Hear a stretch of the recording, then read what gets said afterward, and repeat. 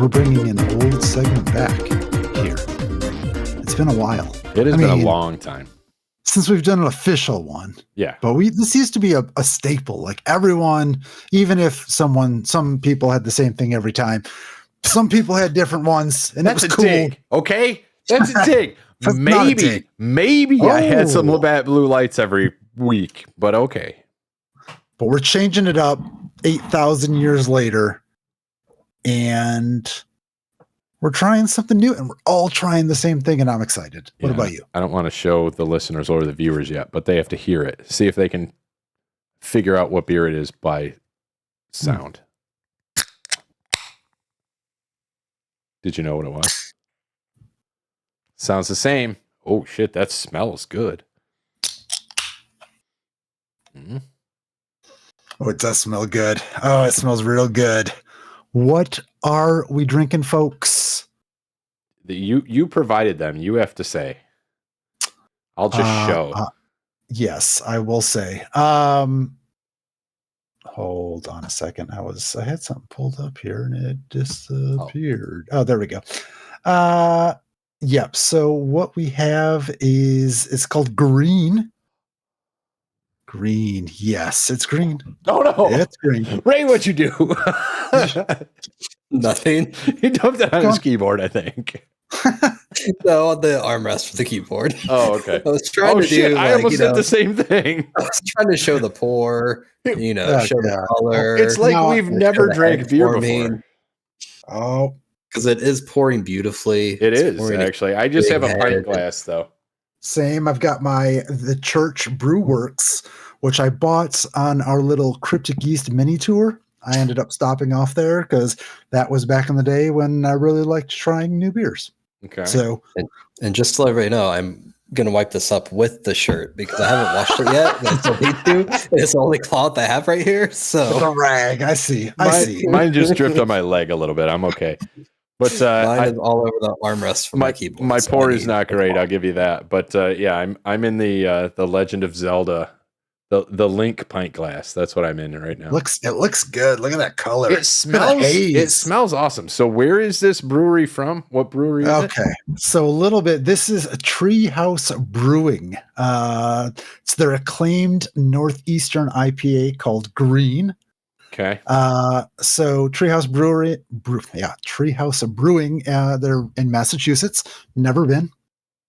What are you doing over there? What's going on? You have a sword? It's leaking out of the foam for the armrest of my keyboard. Oh, okay. I thought you had like a sword. I thought that was a sheath for a sword or something. Every time I think that strong. Ray's wasted by smelling it. I know, right? And it is 7.5%. So just to let you know. Great. I'm glad I'm not a pitcher in already. Exactly. Released in January 2013 and still actively produced. That should tell you something. Okay. All right. So couple other things. So sorry. Bless you. You are so I'm not allergic to it, I swear to God. You are so good looking. Anyway, it's from Treehouse Brewing. They started in 2011 out of Brimfield, Massachusetts. Like I said, Green was released in 2013, quickly became one of their flagship IPAs alongside other ones like Julius and Hayes. The beer was part of the early wave that helped define what we now call the New England IPA style. In the 2010s, way back, if you can remember the 2010s, it was we started this podcast in the 2010s, technically. We certainly did. It was a revolutionary approach to IPAs. Well, West Coast IPAs were all about that crystal clear appearance and that sharp bitterness. Treehouse, along with a few other ones like Hill Farmstead and The Alchemist, they created these intentionally hazy, less bitter, more fruit-forward IPAs. So you might get those hints, those fruity hints right off the bat when you open the can. And that was the first thing I noticed. Was like, oh shit, this smells good. And I don't know if this really does show up on camera, at least on mine, but it is super hazy. This is not. Yeah, I mean, look how it almost looks like orange juice. Like that's the kind of consistency of it. So are we drinking this? Are we in for this now? I'm taking a sip. It looked too good. I had to do it. Oh, just one sip, just to wet my lips while I'm talking. That is very good. Couple of things about green. Okay. This has a perfect 100 score, which is a world-class rating. It is ranked number 83 overall on beeradvocate.com. So it's not just IPAs. It's ranked 20 among New England IPAs. So, I mean, I don't know that I've ever had a top 100 beer before. I'm not going to lie. I don't know. I mean, I probably have, maybe, I don't know, but I've made the joke before of like, oh, it's an IPA, so they all taste the same. This one does taste different. It doesn't, I'm not, and Ray's probably got a more refined palate than I do, but I don't taste that super hoppy classic IPA. I do. I taste the fruit. It almost feels like a session beer, but it's an IPA. Like, does that make any sense? Am I talking shit? I think it generally makes sense because like that was kind of what they were going for when they started this style. I mean, to what Rob was saying, at the time, the West Coast IPAs were just all like in your face and bitter and aggressive and super hot. That's what people didn't like. They wanted something more approachable. So they started making these to balance it out better and make it more sessionable, even though it is 7.5%. Well, yeah, it's dangerous. I'll give you that. And I do love a good New England IPA. Like one of these, like that's the highest of the highest quality, that the ingredients are great, the flavor is balanced well. It doesn't taste like an old milkshake. Like these are great. Yeah. That's a good call on that. Yeah. Because a lot of hazies, they just taste like stale almost. Yeah. Like but it's really hoppy, but the hops taste stale and the beer itself tastes like just stale milk or like, I just generally don't like mediocre or bad hazies. Like a bad hazy or a mediocre hazy is worse than any other mediocre beer style to me. But something like this is amazing and up there with the best beers to me. Like, not to call out,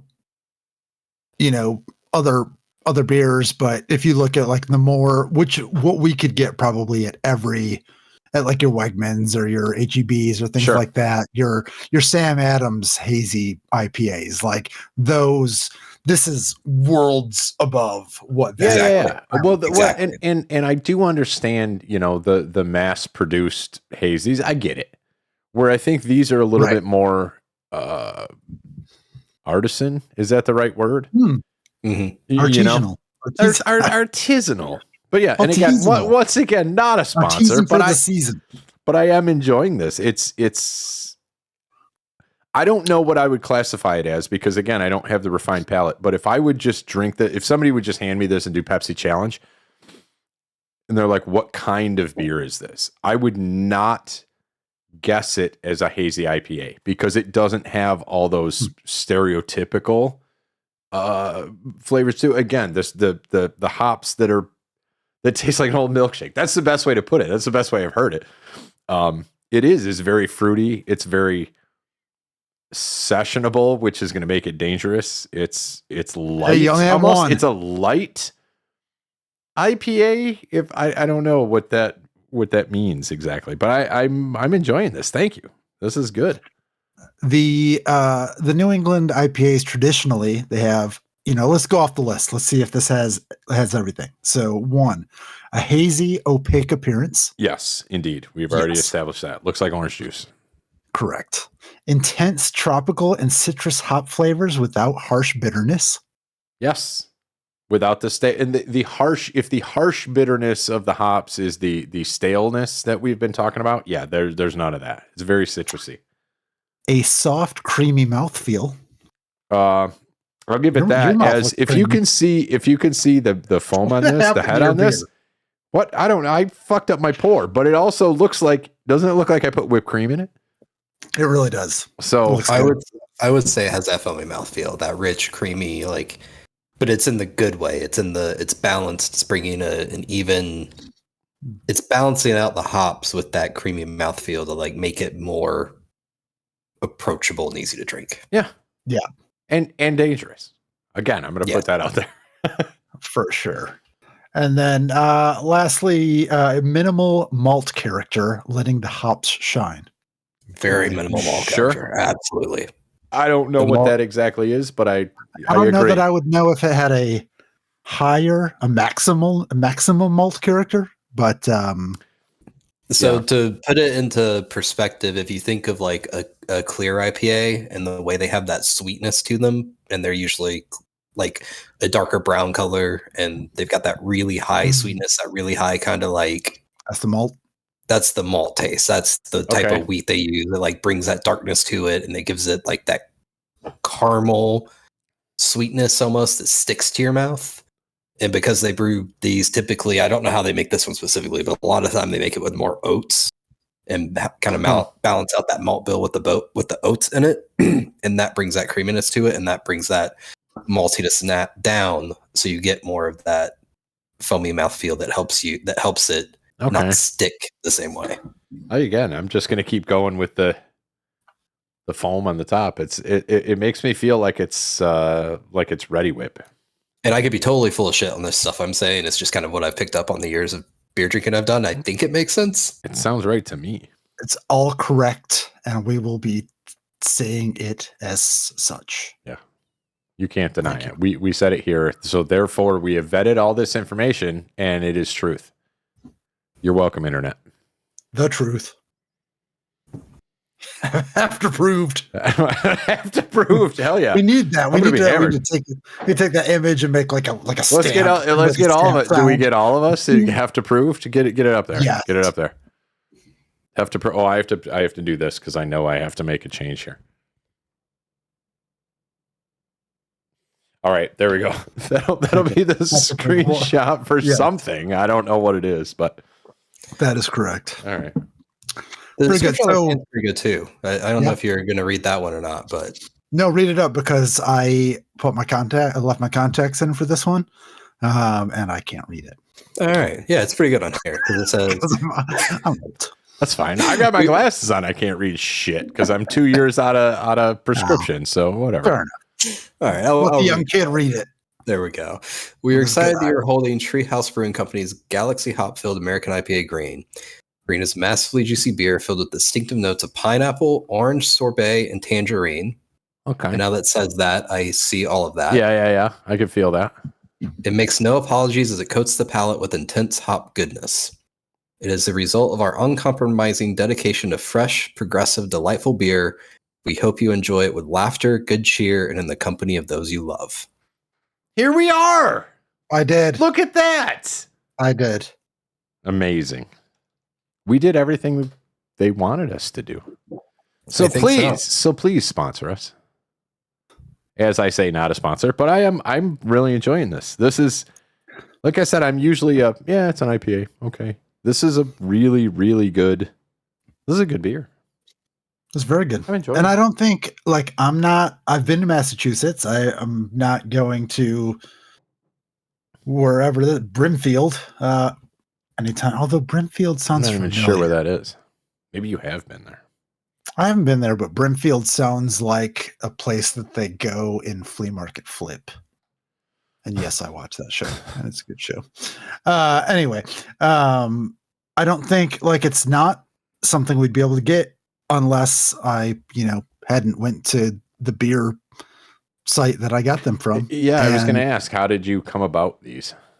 So I feel like I had heard about this site a long time ago, but never actually tried it. And then, Dig Nation is back. I think I mentioned that. And they picked up, Kevin wanted to have them try, I think Heady Topper and the Alchemist, or maybe, and they got some other beers that were really expensive, and they got them from a beer collectible site. That is able to sell. It really just puts you in connection with people that sell beer, and it's like eBay. I'll put it that way. I found people. I found the beer I wanted. I found one that had somebody that had 3 cans and a good seller rating, and I hit buy, and then I PayPal'd them some money, and they sent me some beer, even sent me an extra beer. That's incredible.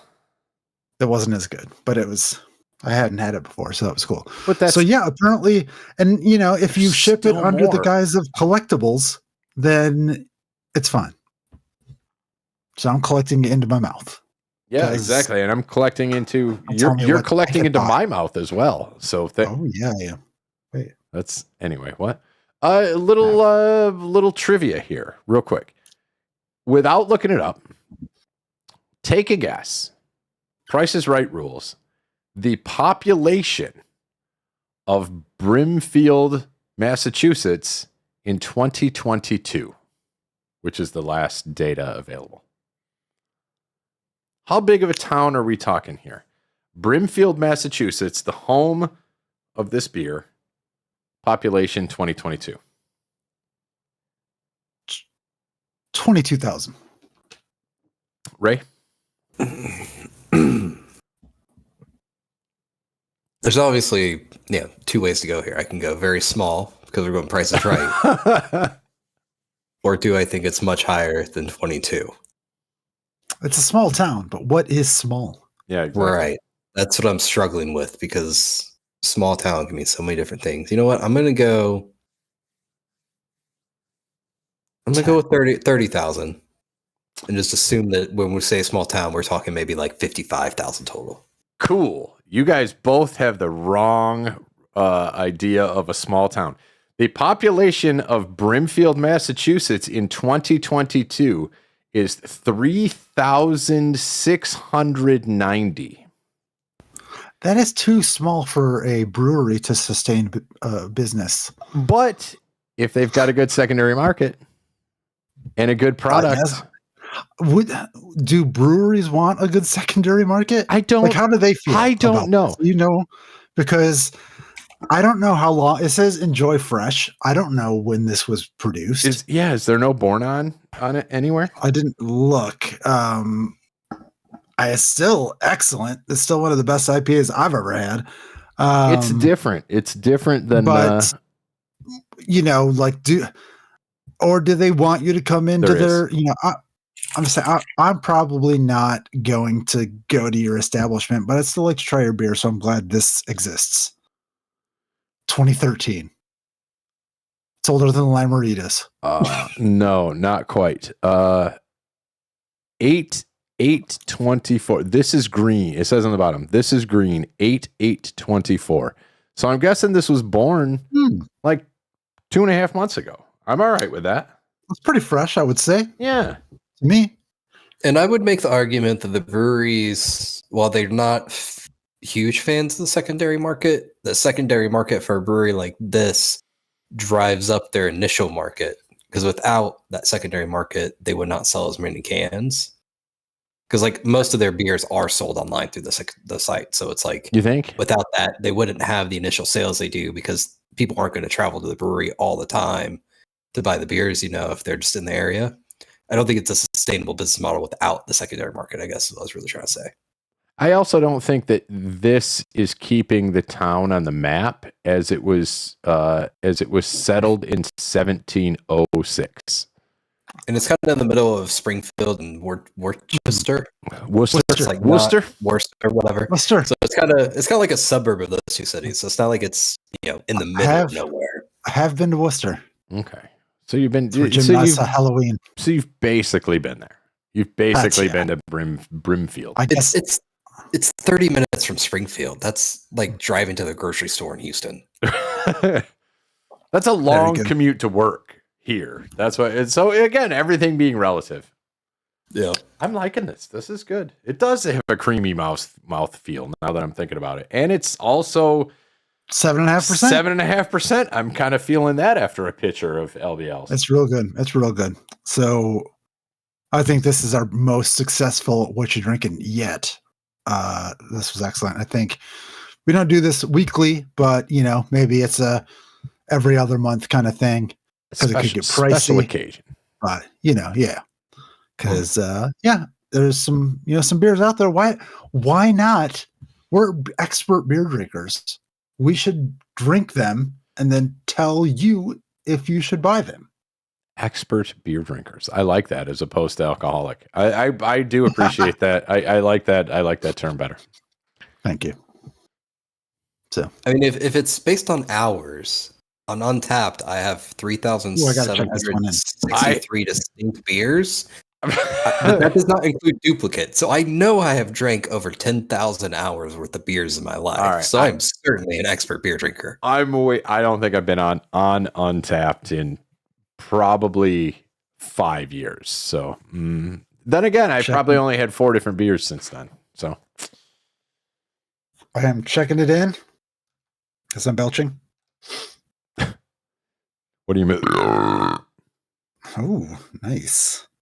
Sorry. There you go. Sorry, everybody. And I was just toasted. Already? They're check-ins, yep. I know that. I'm going to toast you back. I had it open. I was waiting for it to refresh because you said you were doing it. So like as soon as it shows up, I'm toasted. Thank you. One of these days, I will open up Untapped again. I also had the free one I got was called From Woodburn to Albany from Feiden's Brewing Company. So just a traditional IPA. Okay. I think I'm more tasty. Partial to the hazy. Like this particular hazy though. This is good. This is good. This is unique. Worth it. Enjoyed it. Again, enjoyed it with you. Enjoyed it with good company. Yeah. Yes. And once again, not a sponsor, but Tree House Brewing Company, green. My first love will always be West Coast style IPAs. I will always love the clear, crisp hoppiness. Gonna fucking wreck our sponsorship, Ray. Okay. What? No, I was getting there. There. Oh. But when a hazy is done as good as this, it can compete with any West Coast IPA. I have higher standards for West Coast IPA for New England IPAs than I do West Coast IPAs. Okay. All right. And this meets my standard. That's fair. And at this, I will call this the close of What You Drinking.